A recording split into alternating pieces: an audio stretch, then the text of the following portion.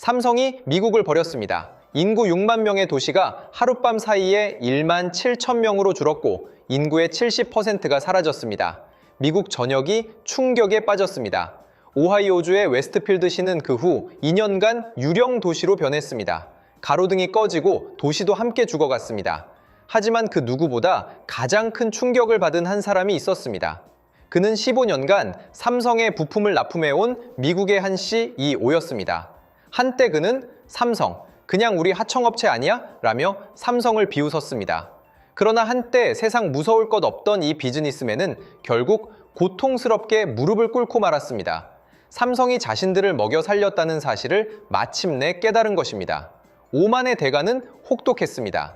이제부터 반전과 충격으로 가득한 이 사건의 전말을 밝혀드리겠습니다.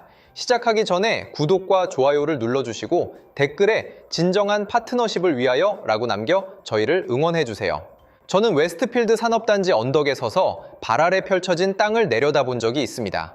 끝없이 펼쳐진 공장 지붕들이 석양빛에 물들어 장엄한 붉은빛을 띠고 있었습니다. 그 순간 가슴 속에서 뜨거운 무언가가 끓어오르는 것을 느꼈습니다. 제 이름은 존 밀러 중서부 정밀 부품 회사의 CEO입니다. 그때 우리 공장은 하루에 50만 개의 스마트폰 부품을 생산했고 800명의 직원이 3교대로 근무하며 기계는 밤낮 없이 돌아갔습니다. 연 매출은 4천만 달러에 달했고 우리는 오하이오주에서 손꼽히는 중견 기업이 되었습니다. 하지만 저는 이 모든 것이 누구 덕분인지 잘 알고 있었습니다. 삼성이라는 두 글자가 없었다면 저는 아마 지금도 디트로이트의 어느 작은 공장에서 남의 밑에서 일하고 있었을 겁니다. 25년 전의 일이 다시 눈앞에 아른거렸습니다.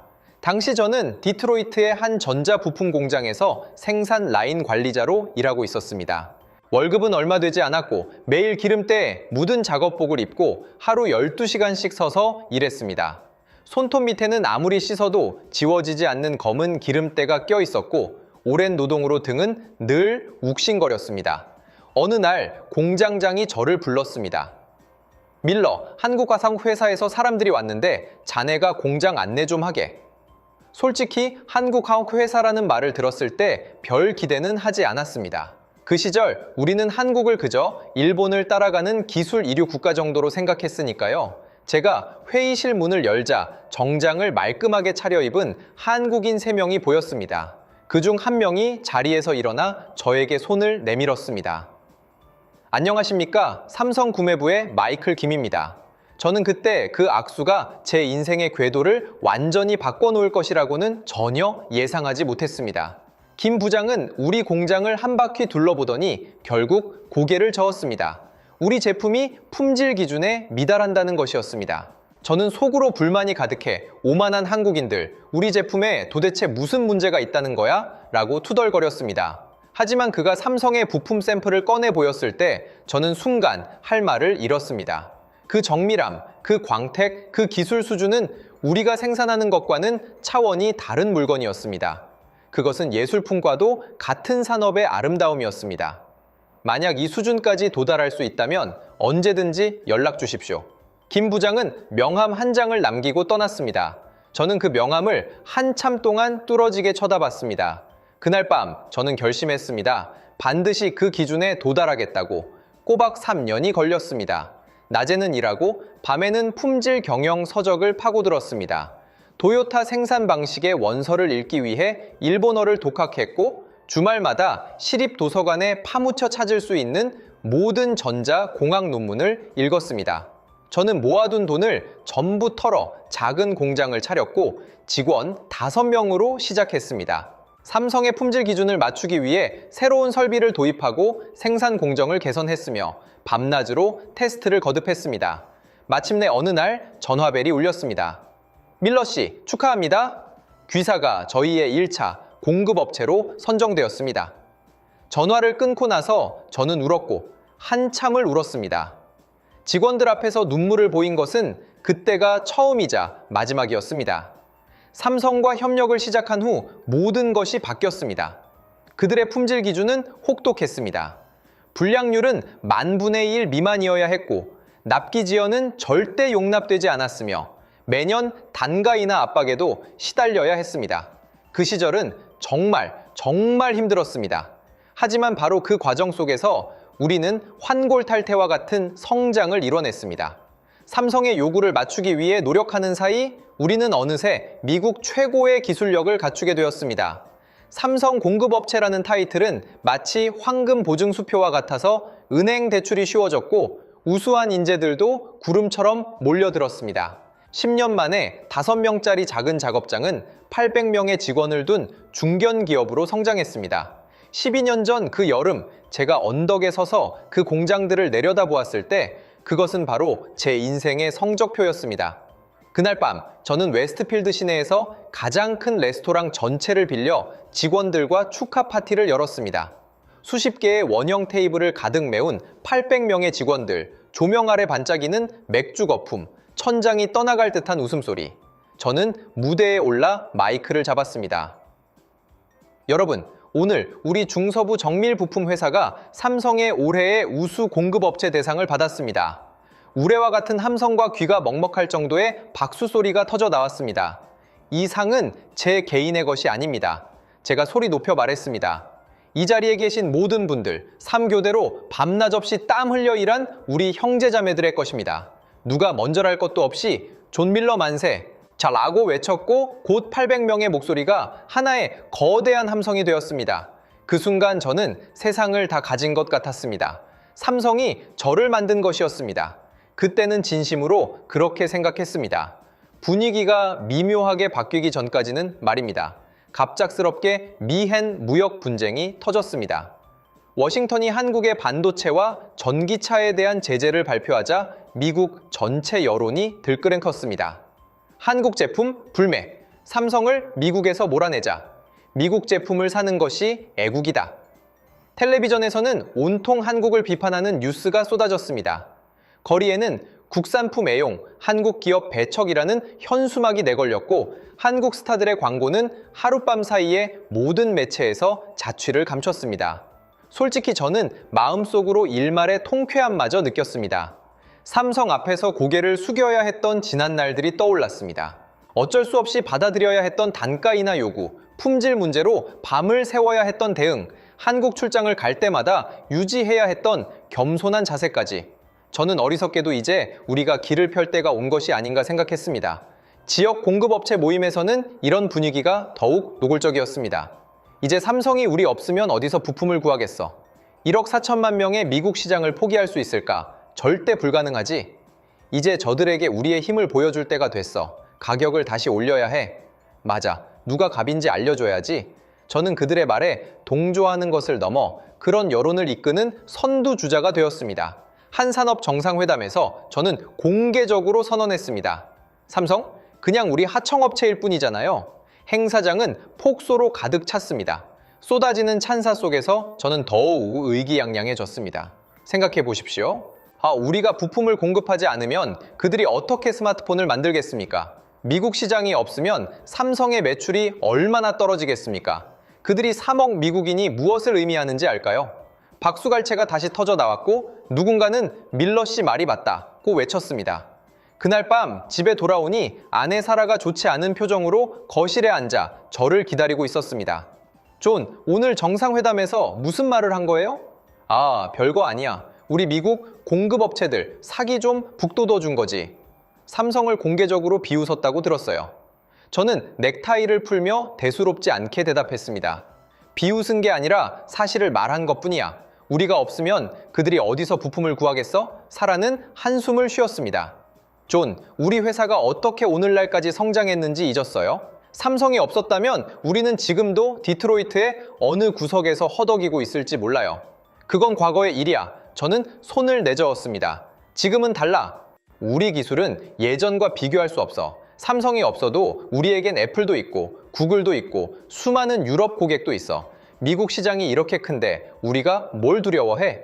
그래도 조심해야 해요. 사업에서는 감정적으로 행동하면 안 돼요. 감정적인 게 아니라 현실을 말하는 거야. 저는 침실로 들어가며 마지막 말을 던졌습니다. 시대가 변했어. 이제 우리 미국이 결정할 차례야. 그 한국 기업들이 우리 눈치를 볼 때가 왔다고. 문을 닫는 순간 사라의 걱정스러운 눈빛을 보았지만 저는 애써 무시했습니다. 다음 날 삼성 구매부의 제임스 박 부장에게서 전화가 왔습니다. 밀러 씨, 제가 다음 주에 웨스트필드로 출장을 가는데 저녁에 식사할 시간 괜찮으십니까? 아, 박 부장님, 물론입니다. 환영합니다. 전화를 끊고 나서 저는 경멸하듯 웃었습니다. 예전 같았으면 분명 긴장했겠지만 지금은 상황이 달랐습니다. 저와 제임스 박은 이미 15년을 알고 지낸 사이였습니다.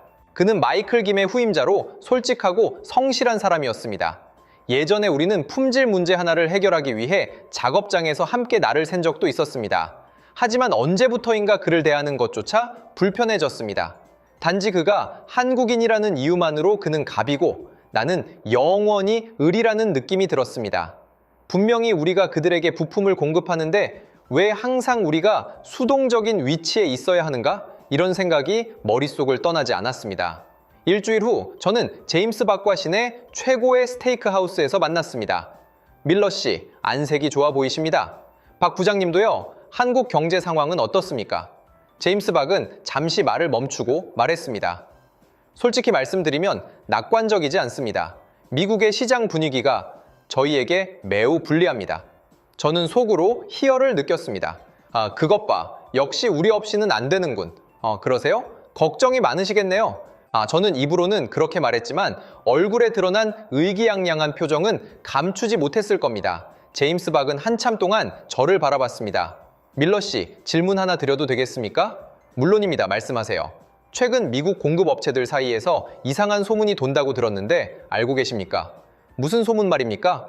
삼성이 미국에서 철수할지도 모른다는 소문입니다. 저는 웃음을 터뜨리고 말았습니다. 에이, 설마요. 그럼 여기 6만 명의 직원들은 어떡하고요? 말도 안 됩니다. 그렇죠. 제임스 박은 고개를 끄덕였지만 그의 눈빛에는 알아채기 힘든 슬픔이 스쳐 지나갔습니다. 밀러 씨, 우리가 알고 지낸 지 벌써 여러 해가 됐습니다. 딱 한 가지만 조언해 드리겠습니다. 네, 상업의 세계에서는 영원한 것이 없습니다. 오늘 순조롭다고 해서 내일도 그럴 것이라고 장담할 수 없습니다. 부디 준비를 해두시길 바랍니다. 저는 그의 말을 귓등으로 흘려들었습니다. 걱정 마세요, 박 부장님. 미국 시장이 없으면 삼성도 힘들 겁니다. 우리는 서로 필요한 관계잖아요, 그렇죠? 제임스 박은 더 이상 아무 말도 하지 않고 그저 술잔을 들며 나지막이 말했습니다. 그러길 바라야죠. 당시에 저는 그의 말에 담긴 깊은 뜻을 전혀 이해하지 못했습니다. 아니, 이해하고 싶지 않았습니다. 갑작스러운 속보 하나가 폭탄처럼 터졌습니다. 삼성전자 텍사스 통신 장비 공장 폐쇄 발표. 저는 아침 식사를 하다가 숟가락을 든 채 그대로 굳어버렸습니다.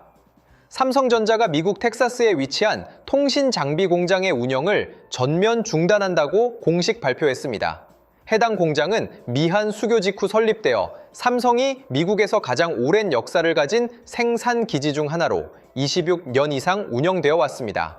사라는 텔레비전을 보며 걱정스럽게 말했습니다. 존, 이거 간단한 일이 아니에요. 뭐가 간단하지 않다는 거야? 그냥 통신 장비 공장 하나 닫는 거잖아. 스마트폰 공장은 멀쩡한데. 저는 애써 태연한 척하며 식사를 계속했습니다. 텍사스 공장은 너무 낡아서 효율이 떨어졌을 거야. 이건 정상적인 구조조정일 뿐이야. 하지만 제 마음속에서는 처음으로 불안감이 싹 트기 시작했습니다.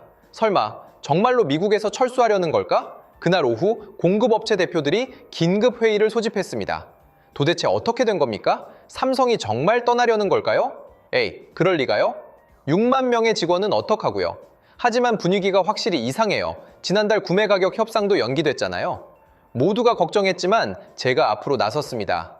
여러분, 진정하십시오. 제가 큰 소리로 말했습니다. 한번 생각해 보십시오. 삼성이 미국을 떠나면 누가 가장 큰 손해를 볼까요? 바로 자기 자신들입니다. 3억 명의 시장, 저렴한 토지, 완벽한 공급망, 이 모든 것을 포기하고 어디로 가겠습니까? 베트남으로요? 베트남을 고려하고 있다는 소문이 있던데요. 베트남이요? 저는 코웃음을 쳤습니다. 거기에 제대로 된 인프라가 있습니까? 우리처럼 성숙한 공급업체 시스템이 있습니까? 우리처럼 숙련된 노동자들이 있습니까? 삼성이 미국을 떠나는 건 자살 행위입니다. 그들은 절대로 감히 그런 짓을 하지 못할 겁니다. 사람들은 고개를 끄덕였고 제 말에 설득된 듯 했습니다. 맞아, 밀러 씨 말이 맞아. 삼성이 바보도 아니고 어떻게 미국을 버리겠어. 회의는 그렇게 끝났고 다들 한숨 돌리는 분위기였습니다. 그러나 그해 12월 두 번째 폭탄이 터졌습니다. 삼성전자 테네시 스마트폰 공장 폐쇄 발표. 이번에는 스마트폰 공장이었습니다. 제 심장이 쿵 내려앉았지만 곧바로 억지로 마음을 다잡았습니다. 테네시는 테네시고 웨스트필드는 웨스트필드야. 우리 공장은 달라. 저는 즉시 제임스 박에게 전화를 걸었습니다. 박 부장님, 테네시 공장 뉴스를 봤습니다. 우리 웨스트필드 쪽은 문제 없겠죠? 밀러 씨, 솔직히 말씀드리면 제가 확실한 답변을 드리기 어렵습니다. 본사에서 아직 공식적인 통보가 없습니다. 하지만 웨스트필드는 규모가 다르잖아요. 여긴 미국 최대 생산 기지인데 테네시와는 비교도 안 됩니다. 전화기 너머로 침묵이 흘렀습니다. 밀러 씨, 저희 조만간 한번 뵙죠. 직접 만나서 드릴 말씀이 있습니다. 그의 목소리는 매우 무거웠습니다. 하지만 저는 일부러 그 불길한 예감을 무시했습니다. 일주일 후 우리는 도시 외곽의 한적한 카페에서 만났습니다.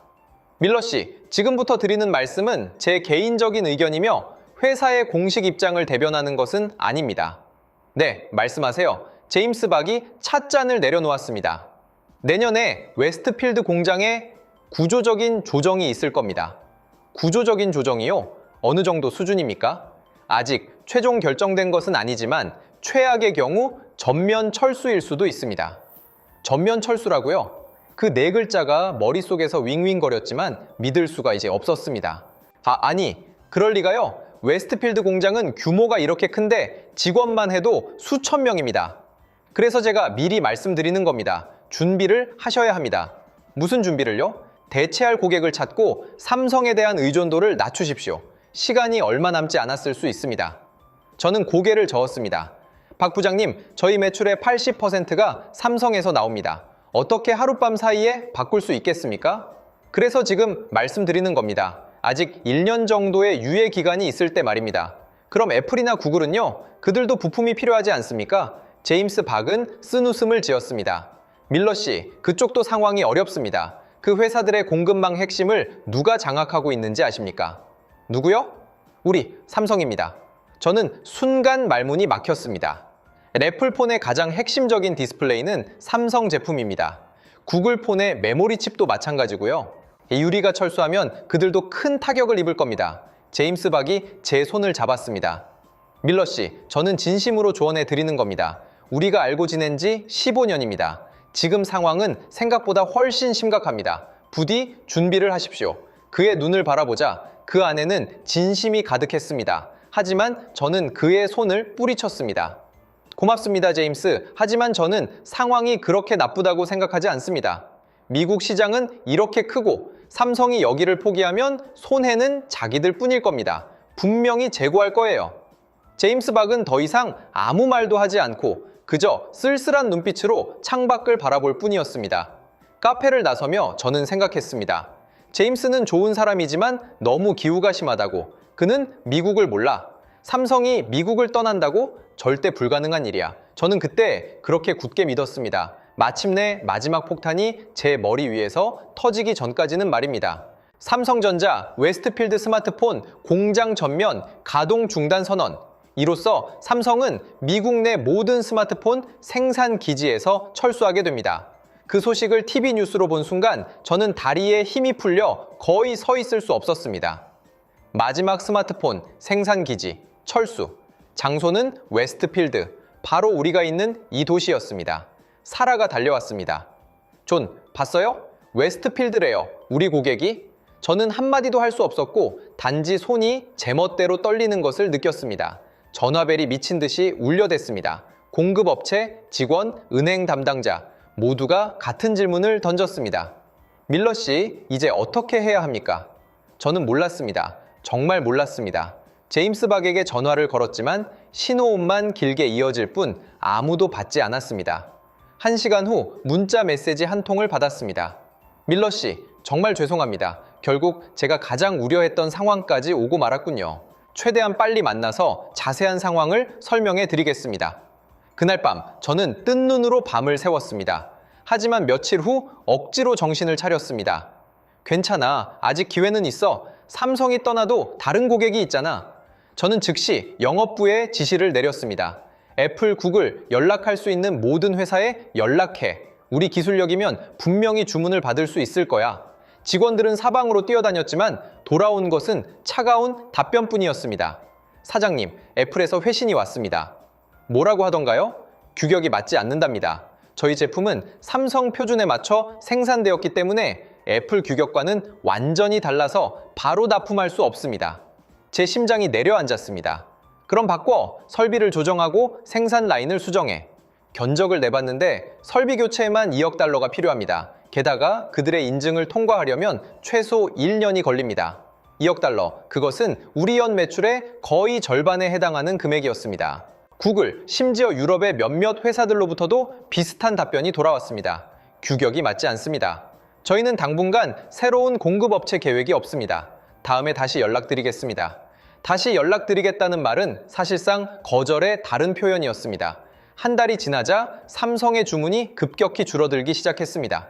사장님, 이번 달 주문량입니다. 재무이사인 왕 씨가 저에게 서류를 건넸습니다.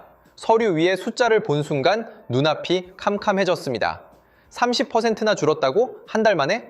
네, 그리고 다음 달에는 더 줄어들 겁니다. 삼성 구매부에서는 생산량을 전면적으로 줄이고 있다고 합니다.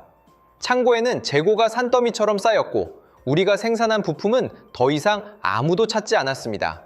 현금 흐름이 막히기 시작했습니다. 매출은 급감했지만 고정 비용은 조금도 줄지 않았습니다.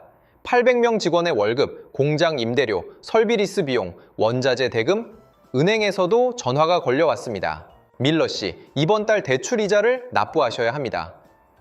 제발 조금만 더 시간을 주십시오. 다음 달에는 밀러 씨, 저희도 어렵습니다. 삼성이 철수를 발표한 이후로 모든 관련 공급업체에 대한 대출을 강화했습니다. 전화를 끊 차 제 손은 더 심하게 떨렸습니다. 그날 밤 저와 사라는 거실에 앉아 있었고 그녀 앞에는 회사 장부가 펼쳐져 있었습니다. 존, 솔직하게 말해줘요. 우리 얼마나 더 버틸 수 있어요? 저는 한참 동안 침묵했습니다. 6개월, 길어야 6개월이야. 사라의 얼굴이 순식간에 창백해졌습니다. 만약 6개월 안에 새로운 대형 고객을 찾지 못하면 저는 대답할 수 없었습니다. 창밖으로 공장의 불빛이 희미하게 보였습니다. 한때 24시간 3교대로 불이 꺼지지 않던 그 공장은 이제 절반도 채 불이 켜져 있지 않았습니다. 사라가 제 손을 잡았습니다. 존, 내가 전에 뭐라고 했어요? 조심하라고. 모든 달걀을 한 바구니에 담지 말라고 했잖아요. 예, 알아. 안다고. 당신은 삼성은 그냥 우리 하청업체일 뿐이라느니 이제 우리가 주도권을 쥐었다느니 말했었죠? 저는 부끄러움에 고개를 숙였고 아무 말도 할 수 없었습니다. 지금 제임스 부장님께 전화해봐요. 혹시 무슨 방법이 있을지도 모르잖아요. 그녀의 말을 듣고 저는 휴대폰을 들었지만 도저히 통화 버튼을 누를 수가 없었습니다. 예전에 제가 얼마나 오만했는지, 그가 어떻게 저에게 경고했는지, 그리고 제가 어떻게 그 경고를 무시했는지가 떠올랐습니다. 저는 쥐구멍에라도 숨고 싶을 만큼 부끄러웠습니다. 그날 밤 저는 처음으로 공포를 느꼈습니다. 만약 삼성이 정말로 떠나버리면 우리는 어떻게 해야 할까? 하지만 그때의 저는 몰랐습니다. 이것은 단지 시작일 뿐 진짜 지옥은 아직 오지 않았다는 것을. 악몽은 현실이 되었습니다. 사장님, 삼성에서 정식 공문이 왔습니다. 저는 비서에게서 그 서류를 건네받았고 두 손은 떨리고 있었습니다. 봉투를 뜯는 순간 심장이 멎는 것 같았습니다. 거래 종료 통지서, 그 몇 글자가 날카로운 칼처럼 제 눈을 찔렀습니다. 중서부 정밀 부품 회사 귀하, 당사의 미국 생산 기지 전략 조정에 따라 귀사와 당사 간의 부품 공급 계약이 공식적으로 종료됨을 통지합니다. 최종 주문일은 올해 12월 30일입니다. 저는 더 이상 읽어 내려갈 수 없었습니다. 서류는 제 손에서 미끄러져 바닥으로 떨어졌습니다. 15년, 우리는 삼성과 꼬박 15년을 함께했습니다. 그 기나긴 세월이 이 종이 한 장으로 마침표를 찍은 것입니다. 사장님, 괜찮으세요? 비서의 목소리가 멀게만 들렸습니다. 저는 의자에 주저앉았습니다. 그날 밤 저는 집에 돌아가지 않았습니다. 저는 사무실 소파에 누워 밤새도록 천장을 바라봤습니다. 형광등 불빛이 눈을 찔렀지만 그것을 끌 힘조차 없었습니다. 휴대폰이 울렸습니다. 사라였습니다. 존, 어디에요? 왜 아직 안 들어와요? 회사야? 무슨 일 있어요? 목소리가 안 좋아요. 저는 한참 동안 침묵하다가 어렵게 입을 열었습니다. 삼성에서 우리와의 거래를 종료하겠다는 통지를 보내왔어. 전화기 너머로 숨을 들이마시는 소리가 들렸습니다. 뭐라고요? 완전히 종료한다고요? 주문은 연말까지래. 그럼 우리 회사는 어떻게 해요? 저는 대답할 수 없었습니다. 눈물이 걷잡을 수 없이 흘러내렸습니다. 52년 인생에서 성인이 된 이후 처음으로 우는 것이었습니다. 다음 날부터 저는 마지막 발버둥을 시작했습니다. 애플의 구매 부서에 연락했습니다. 밀러 씨, 저희 사정도 좋지 않습니다. 무역 전쟁으로 저희 공급망이 엉망이 되어서 새로운 공급업체를 개발할 여력이 없습니다. 저는 또 구글에 연락했습니다. 규격이 맞지 않습니다. 만약 설비를 교체하고 저희 인증을 통과하시면 그때 다시 연락 주십시오. 저는 생각할 수 있는 모든 회사에 연락했지만 돌아오는 대답은 모두 비슷했습니다. 지금은 어렵습니다. 나중에 다시 얘기하죠. 검토해 보겠습니다. 나중에, 검토, 이런 말들은 모두 거절의 다른 표현이었습니다. 충격적인 사실은 애플 구매부의 한 친구와 술을 마시다가 알게 되었습니다. 존, 솔직하게 말해줄게. 그가 술잔을 내려놓으며 말했습니다. 우리 아이폰에 들어가는 디스플레이가 어느 회사 제품인지 알아. 중국산 아니었어? 삼성 거야. 저는 얼어붙었습니다. 그리고 메모리 칩, 카메라 센서, 상당 부분의 핵심 부품들이 다 삼성에서 와. 우리가 계속 메이드 인 아메리카를 외치고는 있지만 가장 중요한 부품은 아직 우리가 만들지 못해. 제 마음은 순식간에 바닥으로 가라앉았습니다. 그래서 삼성이 미국에서 완전히 철수하면 우리도 엄청난 타격을 입어. 우리도 미친 듯이 대체 공급업체를 찾고 있지만 너무 힘들어. 저는 멍하니 앉아 있었습니다. 나는 대체 무엇을 믿고 있었던 걸까? 저는 삼성이 떠나면 애플과 구글이 그 빈자리를 채워줄 것이라고 생각했습니다. 미국 기업이 삼성의 자리를 대체할 것이라고 믿었습니다. 하지만 현실은 삼성이 없으면 애플도 최고의 휴대폰을 만들 수 없다는 것이었습니다. 삼성의 철수는 미국 전체 전자산업을 뒤흔들고 있었습니다. 원래부터 우리가 삼성을 먹여 살린 것이 아니었습니다. 삼성이 우리를 먹여 살렸던 것입니다. 마침내 이 사실을 깨달았을 때 온몸의 기운이 빠져나갔습니다. 공장으로 돌아오자 창고는 팔리지 않는 부품들로 가득 차 있었습니다. 사장님, 재고가 계속 늘어나고 있습니다. 생산부장이 보고했습니다. 이번 달에 50만 개를 생산했지만 출하량은 20만 개에 불과합니다. 30만 개가 창고에 쌓여 있습니다. 제가 창고 문을 열자 상자들이 천장까지 쌓여 있었습니다. 이것들은 모두 삼성 규격에 맞춰 생산된 부품들이었고 이제는 아무도 찾지 않는 쓰레기 더미가 되어버렸습니다. 이게 얼마나 되는 거지? 원가로 계산하면 약 3,500만 달러입니다. 3,500만 달러어치의 부품이 창고에서 서서히 고철로 변해가고 있었습니다. 생산 라인 몇 개를 멈춰야 합니다. 생산부장의 제안에 저는 힘없이 고개를 끄덕일 수밖에 없었습니다. 3개의 생산 라인 중 2개가 멈췄습니다. 한때 24시간 3교대로 돌아가던 공장은 8시간 단일 근무제로 바뀌었습니다. 밤이 깊어질 때마다 한때 동네 전체를 밝혔던 공장의 불빛이 꺼졌습니다. 그 칠흑 같은 어둠이 마치 우리의 미래 같았습니다. 가장 힘든 결정이 제 앞에 놓였습니다. 사장님, 더는 버틸 수 없습니다. 재무이사인 왕 씨가 장부를 펼쳤고 그 위에는 붉은색 적자 숫자들이 빽빽했습니다. 이번 달 손실은 800만 달러, 누적 손실은 3천만 달러입니다. 저희가 가진 현금으로는 기껏해야 2달 더 버틸 수 있습니다. 은행은 삼성 공급업체라는 이유로 리스크가 너무 크다며 신규 대출을 거절했고 기존 대출 상환을 독촉하고 있습니다.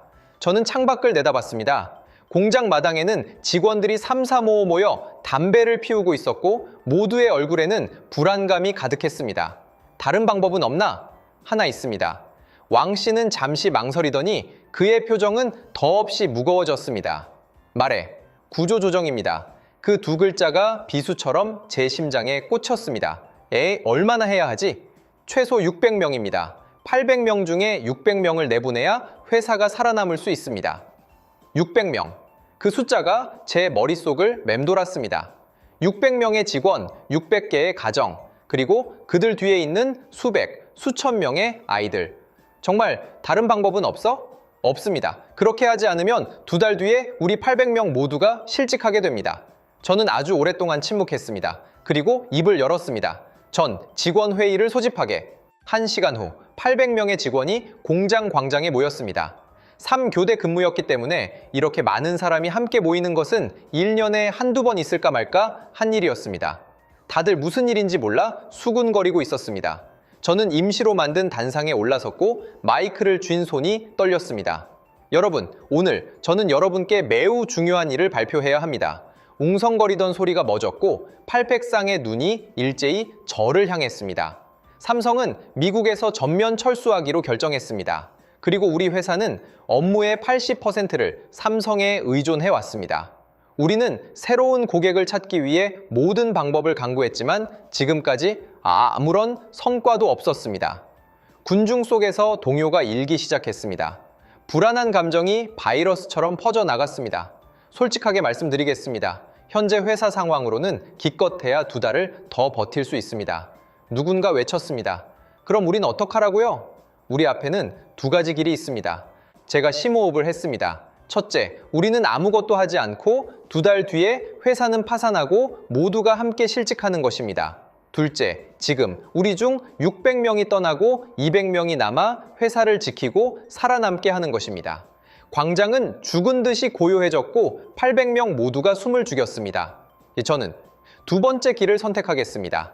200개의 일자리라도 지켜서 회사를 살려야 미래에 우리가 더 많은 사람을 다시 고용할 가능성이 생깁니다.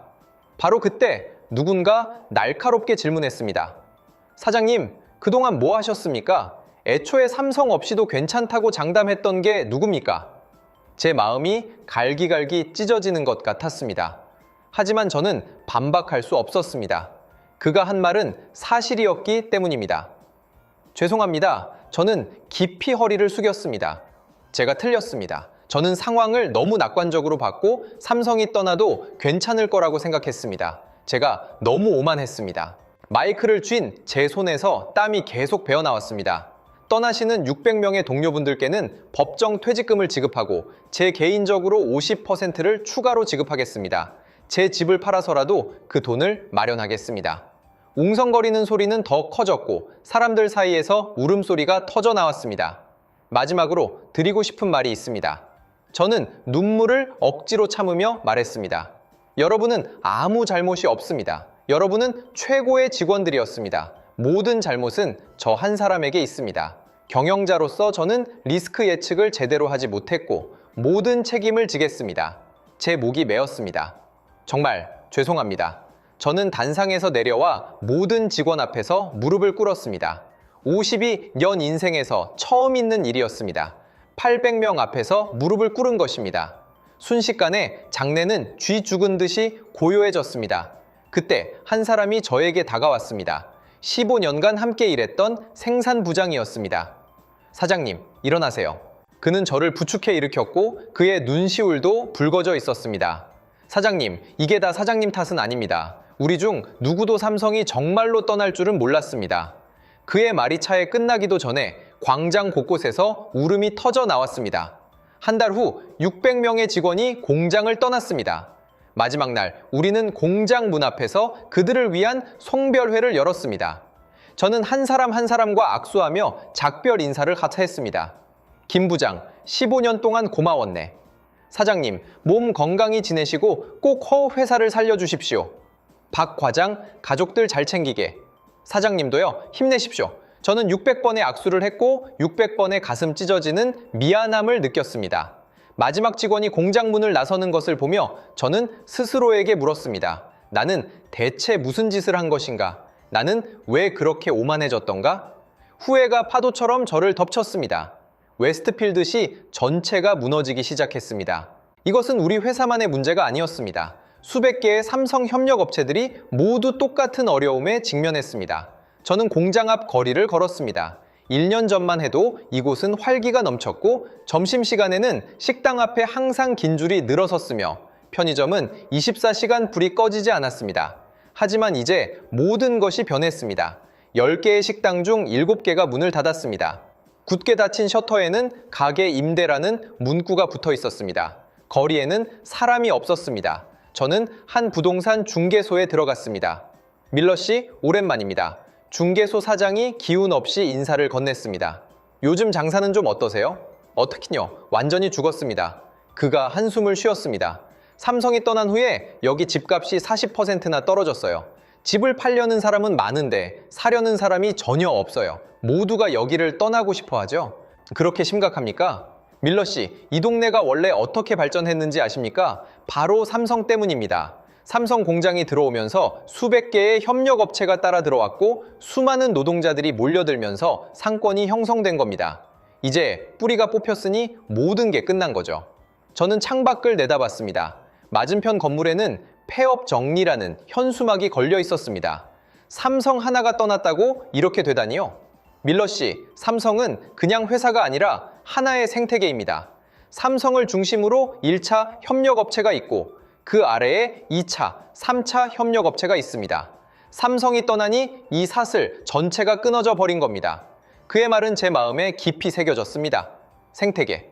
맞습니다. 삼성은 단순한 고객이 아니라 하나의 완전한 생태계였습니다. 저는 제 2차 협력업체인 왕 사장을 만났습니다. 그는 우리에게 원자재를 공급했습니다. 존, 나 파산했어. 그가 술잔을 들어 단숨에 비웠습니다. 자네 회사 주문이 끊기니까 다른 곳 주문도 다 끊겨서 도저히 버틸 수가 없었어. 미안하네, 우리도. 알아, 자네 탓이 아니야. 그가 충혈된 눈으로 저를 바라봤습니다. 하지만 존, 우리 그때 정말 바보 같았어. 뭐가? 우리가 그때 삼성을 비웃고 한국 기업을 무시했지만 속으로는 다 알고 있었잖아. 우리가 그들 덕분에 먹고 살았다는 걸. 이건 배은망덕한 짓이야. 저는 한마디도 할 수 없었습니다. 그의 말은 한마디 한마디가 전부 사실이었기 때문입니다. 저는 목적 없이 웨스트필드 시내를 걷다가 한때 삼성의 소유였던 그 공장 부지에 도착했습니다. 12만 제곱미터, 축구장 수십 개 크기에 달하는 그 거대한 땅은 이제 텅 비어 있었습니다. 그곳에는 한때 수천 명의 직원이 3교대로 일했고 24시간 기계의 굉음이 울려 퍼졌으며 수많은 물류 트럭이 드나들었습니다. 하지만 지금은 허리까지 오는 잡초만이 바람에 흔들리고 있었습니다. 대문에는 녹슨 자물쇠가 걸려 있었고 울타리 너머로 텅 빈 주차장이 보였습니다. 깨진 유리창 사이로 바람이 윙윙거리며 지나갔고 으스스한 분위기를 자아냈습니다. 여기가 예전 삼성 공장인가요? 등 뒤에서 목소리가 들렸습니다. 돌아보니 배낭을 맨 젊은이였는데 여행객처럼 보였습니다. 네, 예전에는 그랬죠. 와, 정말 크네요. 어떻게 이렇게 됐죠? 철수했어요? 베트남으로 옮겨갔습니다. 아, 뉴스에서 본 것 같아요. 이렇게 황량해졌을 줄은 몰랐네요. 젊은이는 폐허가 된 공장을 바라보며 말했습니다. 저희 삼촌도 예전에 여기서 일하셨어요. 지금은 다른 주로 일자리를 찾으러 가셨어요. 여기서는 더 이상 할 일이 없으니까요. 저는 고개를 끄덕였습니다. 이것이 현실이었습니다. 단 하나의 기업, 삼성이 떠난 것만으로 도시 하나가 죽어가고 있었습니다. 집으로 돌아오는 길에 라디오를 켰습니다. 삼성전자의 미국 철수 여파가 계속되고 있습니다. 웨스트필드 지역의 실업률은 전년 대비 300% 증가했으며 지역 경제는 심각한 침체에 빠졌습니다. 앵커의 목소리는 차갑고 멀게만 들렸습니다. 전문가들은 삼성의 철수로 인한 직간접적인 경제적 손실이 수십억 달러에 달할 것으로 추산하고 있습니다. 특히 협력업체들의 연쇄 부도 상황이 매우 심각합니다. 저는 라디오를 끄덕습니다. 수십억 달러, 수십만 개의 일자리, 수천 개의 가정. 이것이 삼성이라는 이름 하나의 무게였습니다. 그리고 우리는 한때 그것을 너무나 가볍게 여겼습니다. 저는 마지막 지푸라기라도 잡으려고 했습니다. 사장님, 애플 본사에서 연락이 왔습니다. 영업부장이 흥분해서 뛰어들어오며 말했습니다. 정말? 뭐라고 하던가? 제품 샘플을 보내달라고 합니다. 평가해보겠다고요? 저는 벌떡 일어섰습니다. 마침내 기회가 온 것인가? 우리는 최고 품질의 샘플을 준비했고 저는 직접 그것을 들고 캘리포니아에 있는 애플 본사로 날아갔습니다. 저는 젊은 구매부 매니저 한 명을 만났습니다. 밀러 씨, 샘플은 잘 받았습니다. 품질은 좋아 보이네요. 감사합니다. 저희는 삼성의 1차 협력업체로서 15년간 협력해왔기 때문에 품질에 대해서는 절대적인 자신감을 가지고 있습니다. 매니저가 고개를 끄덕였습니다. 하지만 한 가지 문제가 있습니다. 무슨 문제죠? 규격이 맞지 않습니다. 그 말에 제 심장이 차갑게 식었습니다. 귀사 제품은 삼성 표준에 맞춰 생산되었기 때문에 저희 표준과는 다릅니다. 커넥터의 핀 배열, 전압 규격 등이 모두 달라서 바로 사용할 수가 없습니다. 그럼 저희가 규격을 수정할 수 있습니다. 쉽지 않을 겁니다. 전체 설비를 교체하고 금형을 새로 파야 하며 모든 테스트를 처음부터 다시 해야 합니다. 여기에는 막대한 시간과 돈이 들어갑니다. 저는 거의 애원하듯 말했습니다. 설비를 교체할 수 있습니다. 시간만 주신다면 반드시 해낼 수 있습니다. 매니저는 난처한 표정을 지었습니다. 밀러 씨, 솔직히 말씀드리면 저희도 지금 사정이 좋지 않습니다. 무슨 뜻입니까? 무역 제재 때문입니다. 미한 무역 전쟁으로 저희 공급망이 엉망이 되었습니다. 칩 공급이 불안정해서 휴대폰 생산량도 줄고 있습니다. 저희는 정말 새로운 공급업체를 개발할 여력이 없습니다. 저는 할 말을 잃었습니다. 그리고 한 가지 더, 매니저가 목소리를 낮췄습니다. 사실 저희 핵심 부품 중 상당수가 삼성 제품입니다. 메모리, 디스플레이, 센서, 아직 완전한 국산화를 이루지 못했습니다. 삼성이 미국에서 철수한 것은 저희에게도 엄청난 타격입니다. 이 말이 제 머릿속에서 계속 맴돌았습니다. 애플조차도 이렇게 삼성에 의존하고 있다니. 밀러 씨, 이건 비밀인데요. 매니저가 더 작은 목소리로 말했습니다. 저희 내부에서도 지금 삼성 철수 문제로 난리가 났습니다. 저희도 미친 듯이 대체 공급업체를 찾고 있지만 너무 힘듭니다. 삼성 수준의 품질을 맞춰줄 수 있는 회사를 도저히 찾을 수가 없어요. 돌아오는 비행기 안에서 저는 계속 창밖을 바라봤습니다. 저는 미국 기업들이 삼성이 남긴 공백을 메울 것이라고 생각했습니다. 애플, 구글이 삼성의 자리를 대체할 것이라고 믿었습니다. 하지만 현실은 이 거대 기술 기업들조차 삼성의 부품이 없으면 최고의 제품을 만들 수 없다는 것이었습니다.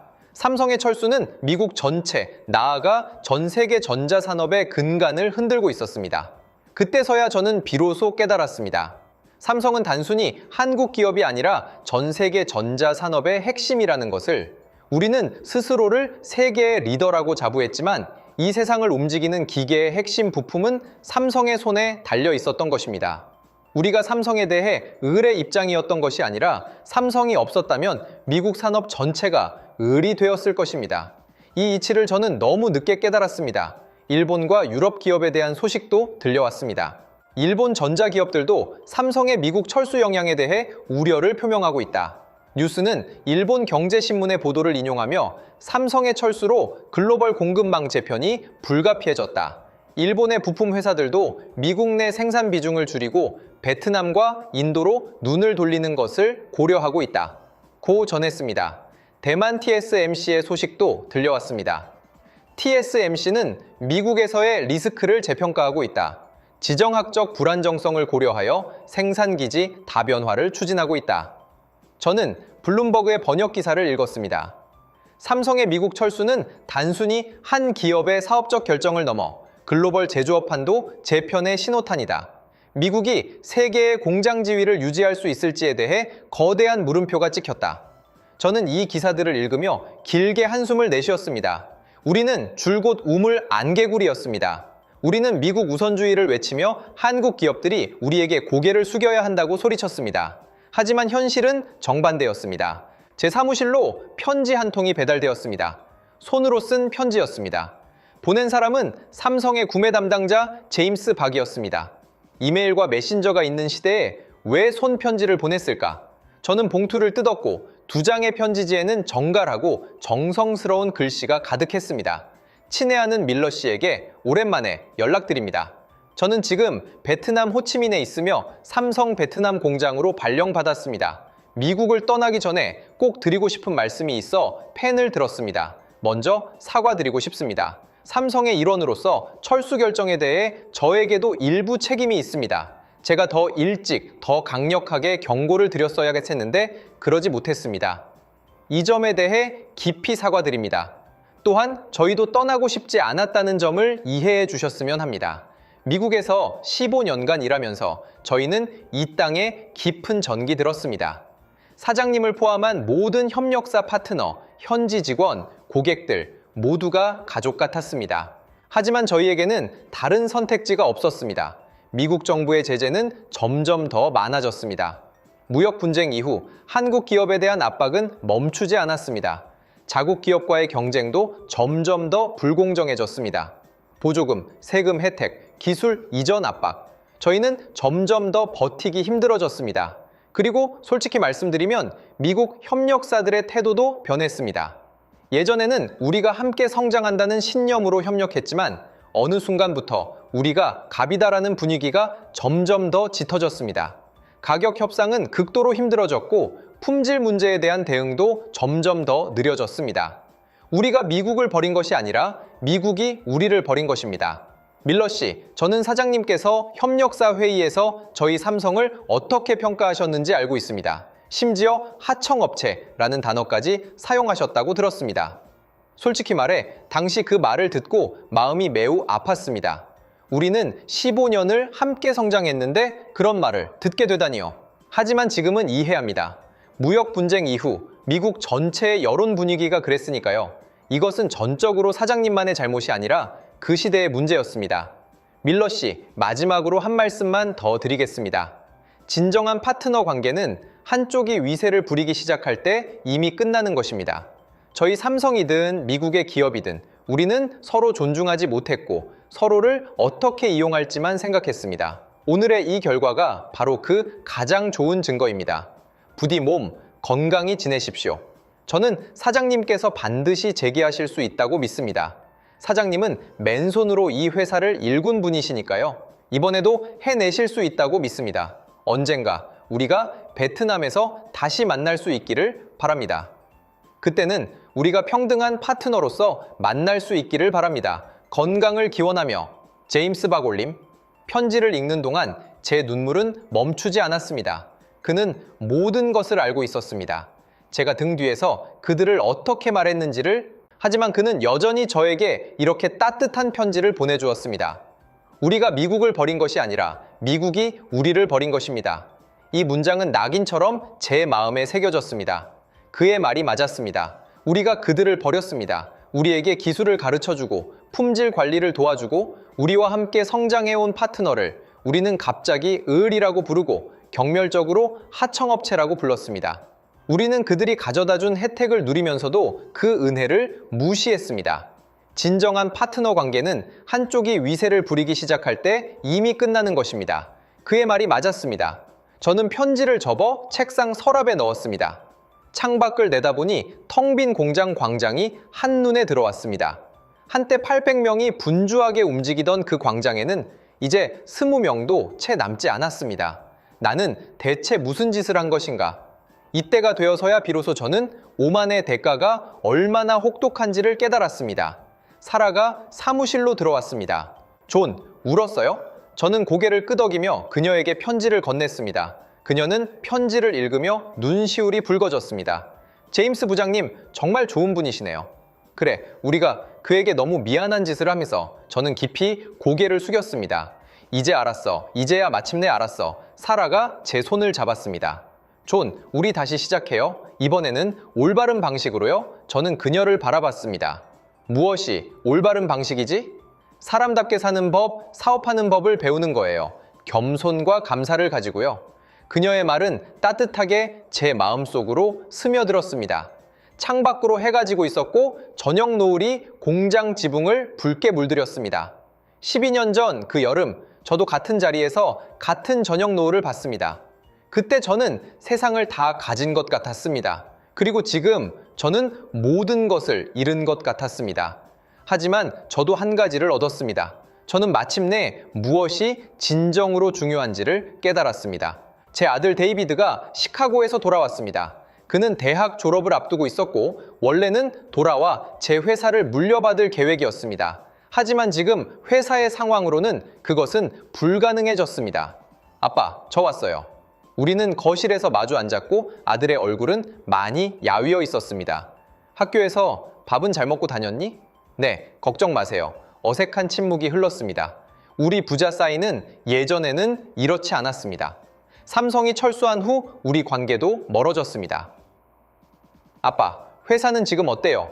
저는 한숨을 쉬었습니다. 솔직히 힘들어. 남은 이 20명 직원 월급 주기도 벅차. 새로운 고객은요? 찾고는 있지만 힘들어. 데이비드는 창밖을 내다봤고 그곳에는 텅 빈 공장이 보였습니다. 아빠, 드릴 말씀이 있어요. 그의 어조는 단호했고 저를 조금 긴장하게 만들었습니다. 말해봐라. 아빠가 틀렸어요. 그 말은 송곳처럼 제 마음에 박혔습니다. 제가 제 아들 입에서 이런 말을 듣게 될 줄이야.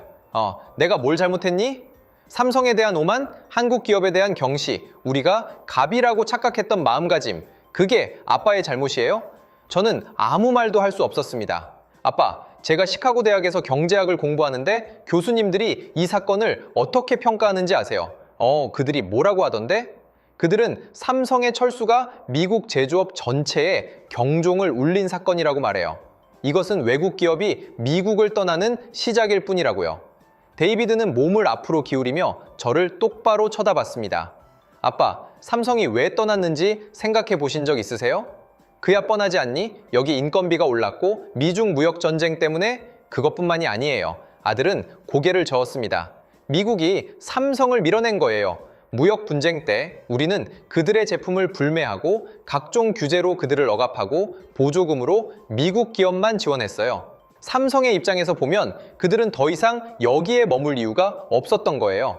그건 정부가 한 짓이지 내가 한 게 아니잖아. 아빠도 하셨어요?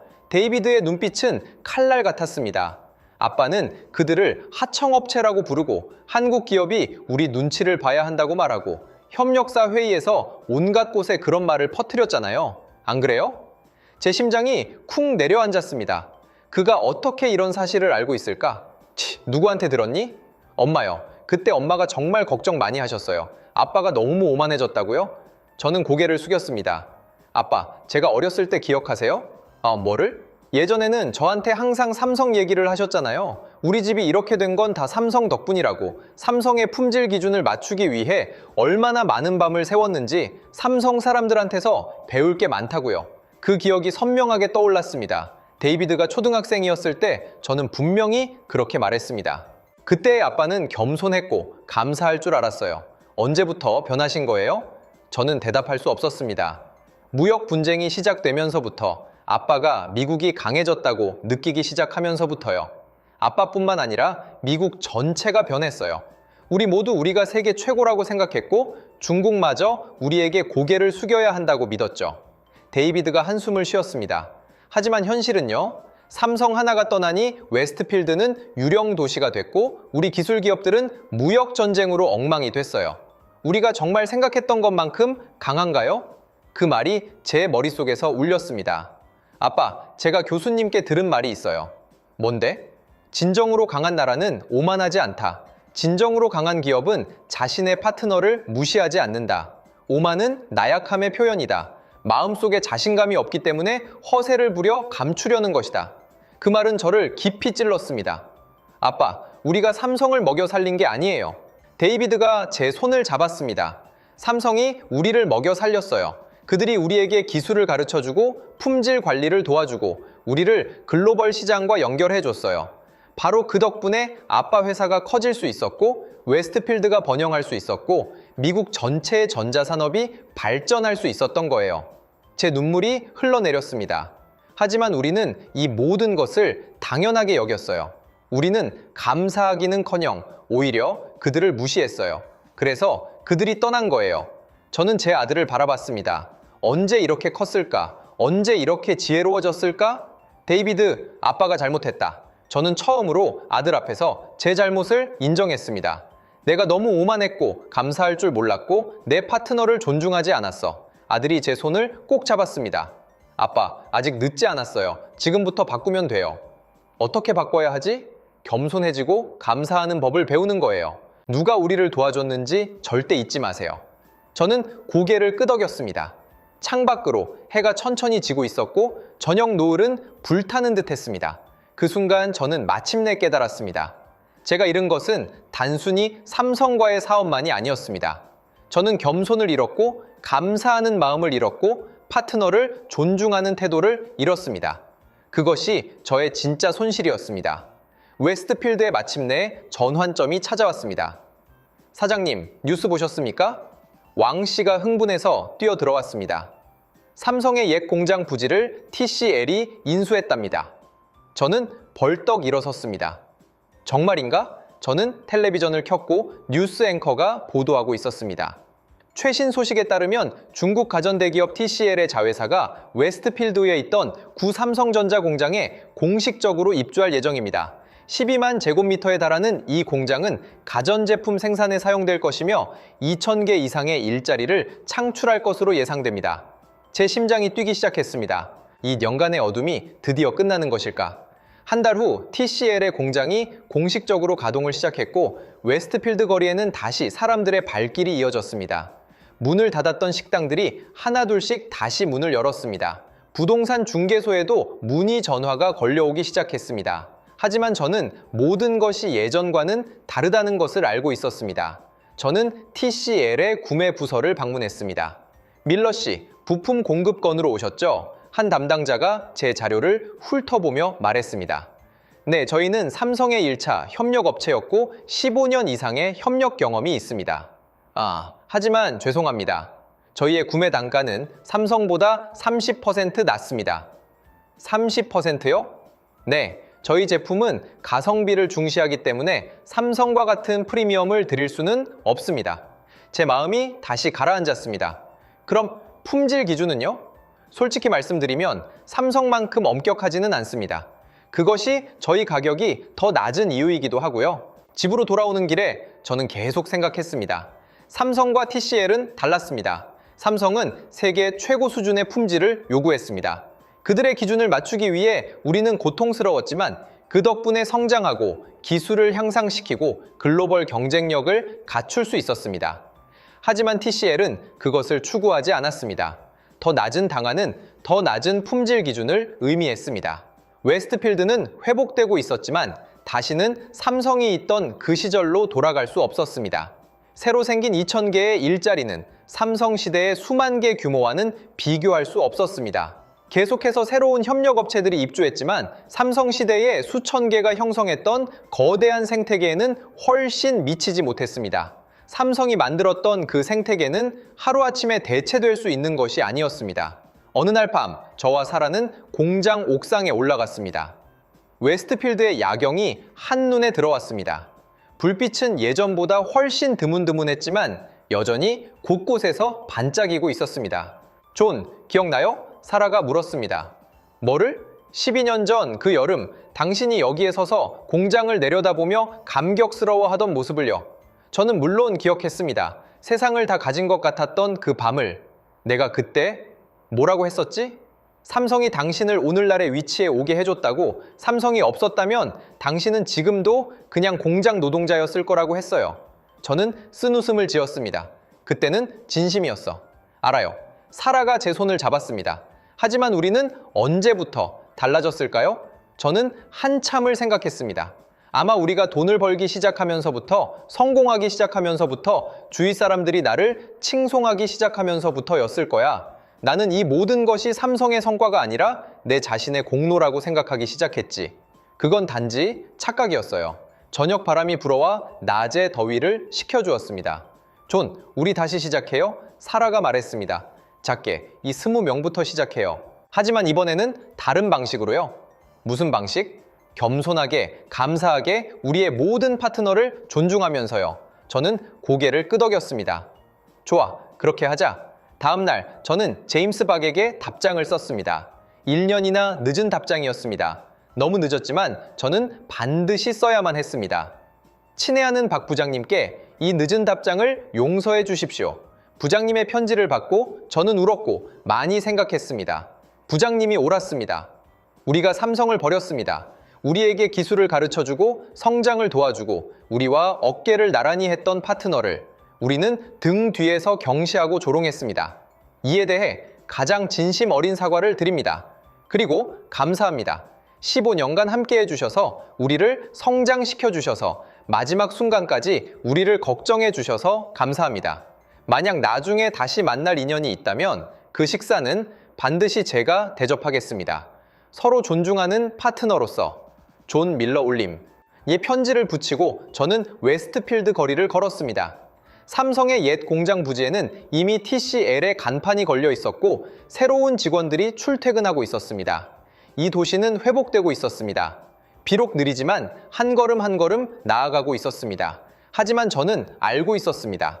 삼성이 있던 그 시대는 영원히 돌아오지 않을 것이라는 것을, 그때의 영광, 그때의 성장, 그때의 기회는 다시는 없을 것입니다. 우리가 우리 손으로 그것을 묻어버렸습니다. 우리의 오만함으로, 우리의 경시로, 우리의 배은망덕함으로.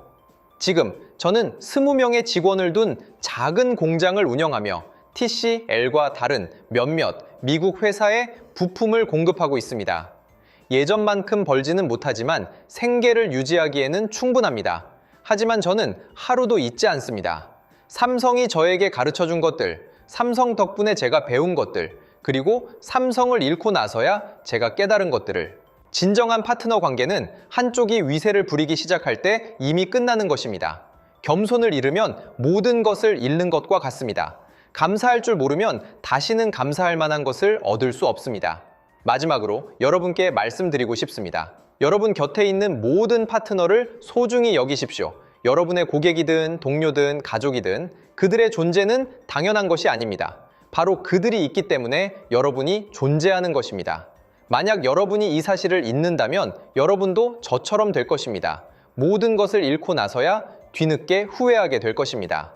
하지만 그때는 이미 너무 늦었습니다. 삼성이 떠난 후 웨스트필드의 인구는 6만 명에서 1만 7천 명으로 급감했고 70%의 사람이 사라졌습니다. 이 도시는 2년간 유령 도시였습니다.